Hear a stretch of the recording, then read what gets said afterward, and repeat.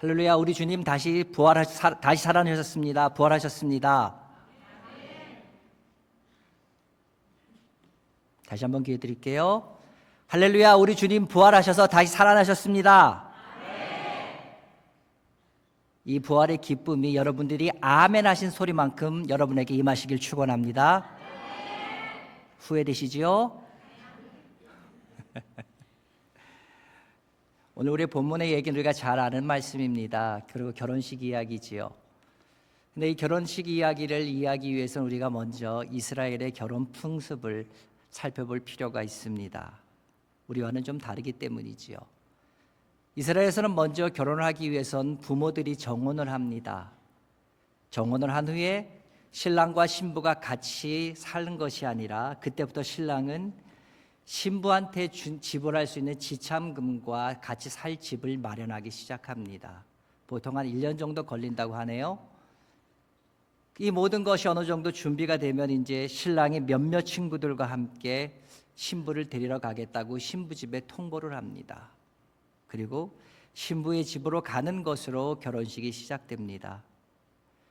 신부의 집에 모여서 함께 결혼식을 하고 나면 신부와 신부의 들러리들이 함께 신랑의 집으로 가서 신랑의 집으로 큰 잔치를 벌이는 것으로 결혼 예식이 마무리됩니다.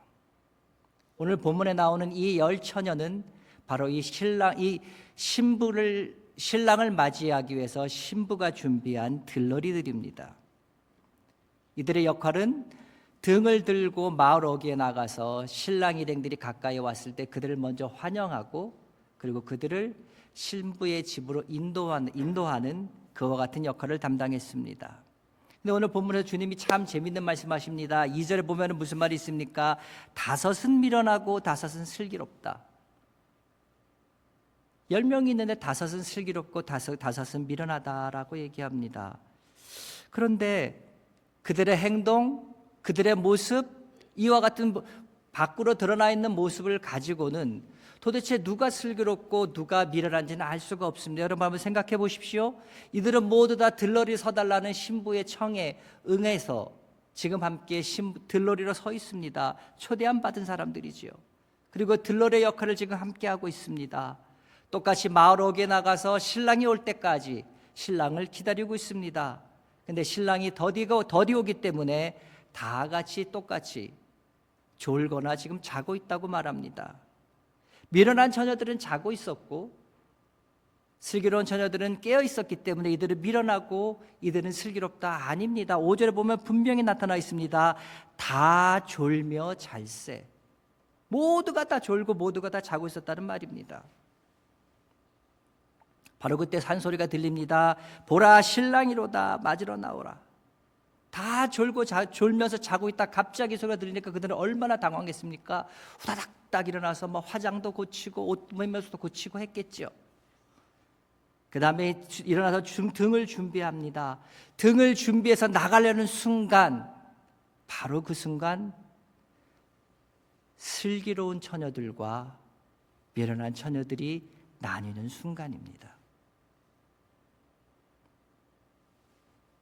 미련한 처녀들은 신랑이 늦게 올 것을, 신랑이 지체될 것에 대해서 여분의 기름을 준비하지 못했습니다. 그렇기 때문에 그들의 등불을 바라봤을 때 등불이 점점점 꺼져가고 희미해지는 것을 발견합니다.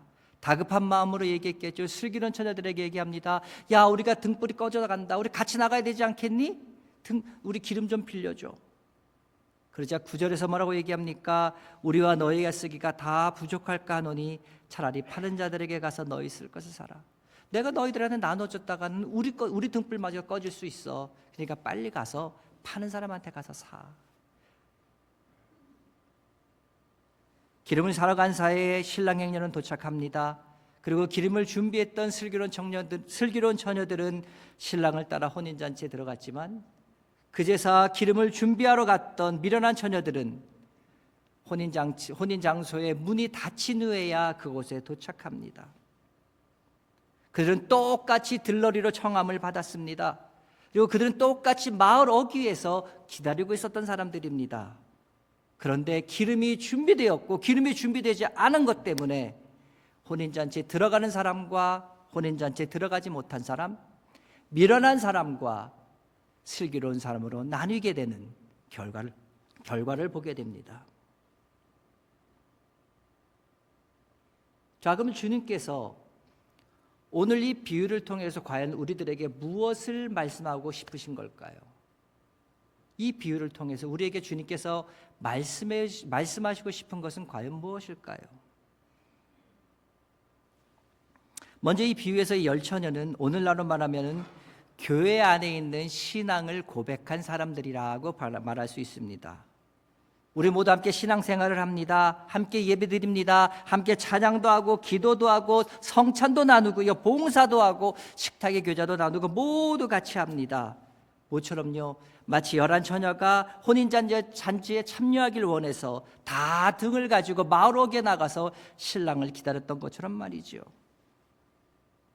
근데 주님은 분명히 말씀하셨지요. 미련한 처녀가 있고 슬기로운 처녀가 있다. 마찬가지로 우리들에게도 미련한 사람과 슬기로운 사람이 있다는 말입니다. 평소에는 그 차이점을 알 수 없어요. 평소에는 다 똑같이 보여요.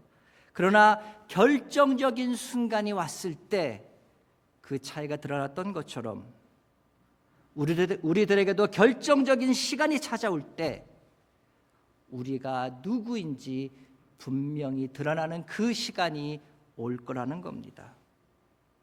그렇기 때문에 이 비유는요, 시간에 대한 이야기라고 말할 수 있습니다. 주님께서도 오늘 비유를 시작하시면서 제일 첫 번째 절에 뭐라고 말씀하십니까? 그때에 라는 말씀으로 시작하셨고요, 이 말씀의 결론이 13절에서 뭐라고 얘기하십니까?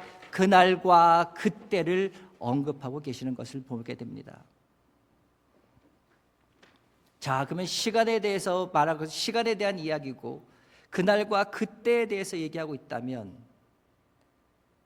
그날, 그때, 그것은 과연 언제입니까?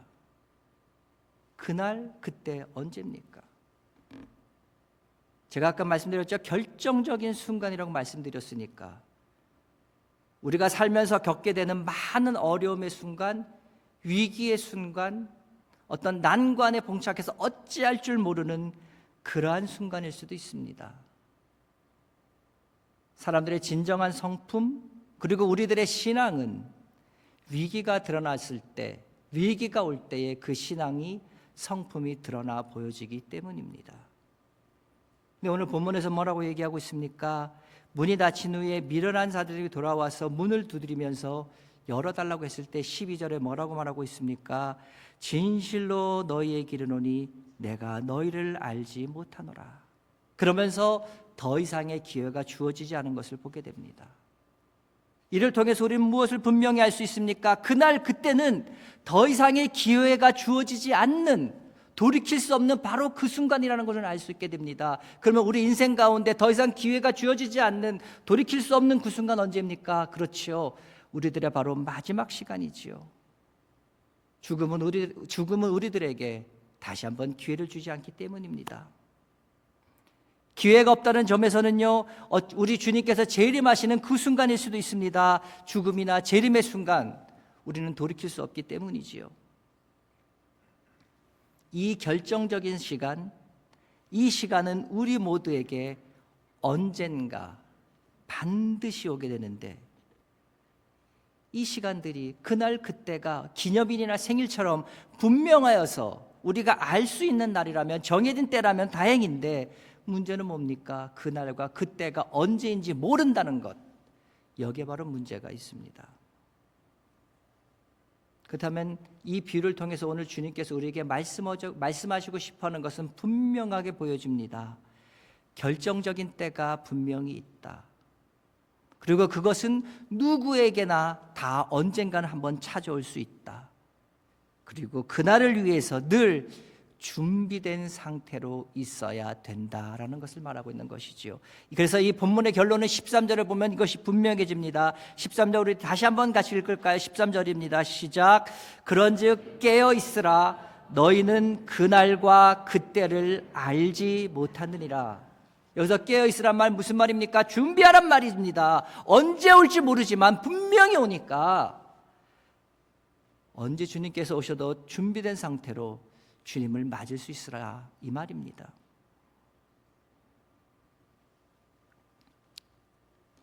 우리들에게는요, 우리 모두들에게 빠짐없이 언젠가 결정적인 시간, 마지막 시간이 분명히 올 겁니다.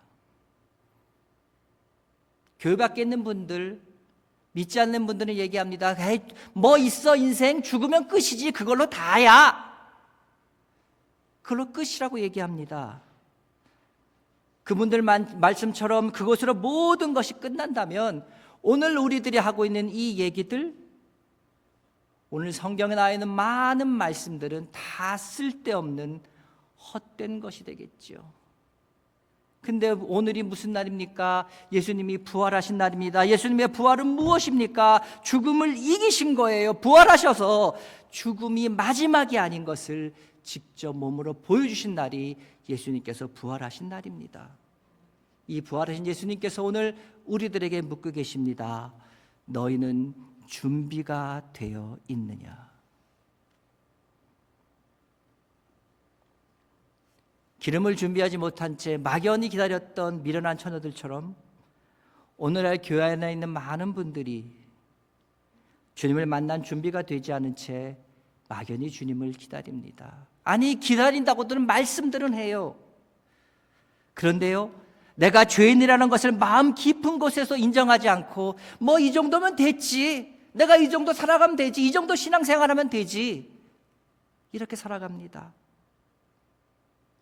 예수님께서 나 대신 죽으시고 다시 살아나신 것을 믿음으로 감사하면서 내가 그것을 믿을 때 그것으로 말미암아 의롭다 하심을 받는 것에 대해서도요,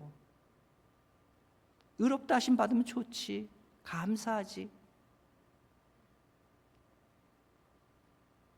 심지어는요, 이러한 중요한 문제에 관심을 기울이지도 않으면서 나는 예수님을 믿는 사람입니다 얘기하는 분들을 보게 됩니다. 주님을 맞을 준비가 채 되지도 못한 채 말이지요. 오직 예수 그리스도의 십자가 죽으심 안에서 내 죄가 사해지고 하나님 앞에서 내가 의롭다 하심을 얻게 되고, 여러분 착각하지 마세요. 절대로 여러분 의롭지 않아요. 우린 죄인이에요. 그러나 그럼에도 불구하고 하나님이 의롭다 여겨주신 거예요. 하나님께서 그렇게 여겨주셨는데 그것을 가지고 누가 송사합니까? 그것을 가지고 누가 뭐라 그럴 수 있어요? 하나님이 그러셨는데. 하나님께서 우리를 의롭다 해주셨고요, 그것으로 인해서 우리는 하나님과 화목한 자가 되어서 살아갈 수 있다는 것을 우리는 분명히 기억해야 합니다. 이것이 우리 주님이 죽으셨다 다시 살아나심으로, 오늘 부활하심으로 우리들에게 열어주신 새로운 세상입니다. 동시에 주님은 말씀하십니다. 죄짐을 지은 인생, 열심히 수고하여도 죽음을 피할 수 없는 인생, 이 땅에서 아무리 화려하게 살았고 멋있게 살았고 누리고 살았다 할지라도 주님의 심판대 앞에 서면 정죄함 받아서 영원한 형벌을 받을 수밖에 없는 우리들에게 오늘 주님께서는 우리들을 사랑으로 권면하고 계십니다. 수고하고 무거운 짐진 자들아 다 내게로 오라, 내가 너희를 쉬게 하리라. 사랑하는 여러분, 결정적인 순간은 우리들에게 언젠가 옵니다. 그런데 언젠가 온다고 해서 나중에 올 것이라고 마음대로 생각하지 마십시오. 그것이 주님께서 오늘 비유에서 말씀하시는 바로 그 미련함입니다. 우리는 여기 캐나다의 영주권을 얻기 위해서, 시민권을 얻기 위해서 오랜 수속기간이 필요했고 기다림이 필요했지요.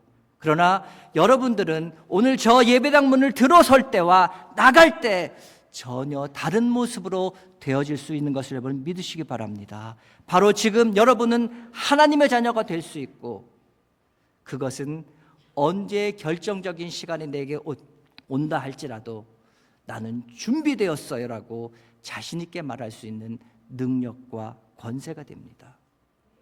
그렇게 하려고, 그 능력을 주시기 위해서 주님께서 죽으셨고 다시 부활하신 겁니다. 그럴 때 오늘 우리 다 같이 함께 기도해야 될 줄 압니다. 주님, 저는 주님의 십자가의 은혜를 입지 않고는 하나님의 진노를 면할 수 없는 인생입니다. 저를 불쌍히 여겨 저를 구원하여 주시고 제게 참된 믿음을 허락하여 주사, 주께서 허락하여 주신 이 세상 살아나가면서 이 인생 가운데 주님과 동행하면서 살아갈 수 있는, 그리고 나에게 결정적인 그 순간이 됐을 때 주 앞에 섰을 때에 주님 만날 수 있는 복을 나에게 허락하여 주시옵소서. 언제나 이 마음으로 기도하며 살아가야 될 줄로 믿습니다. 이것이 오늘 슬기로운 처녀들의 비유가 우리에게 보여주는 하나님의 은혜입니다. 여기에 슬기로운 처녀들이 누린 평안함과 안정됨이 있습니다. 이 평안함, 이 은혜, 이 모든 것이 2025년 부활주의를 맞아 함께 우리가 누릴 수 있기를 간절히 소원합니다. 이것을 누리고 살 수 있는 우리 모두 되시기를 부활하신 예수님의 이름으로 간절히 축원합니다. 기도하겠습니다.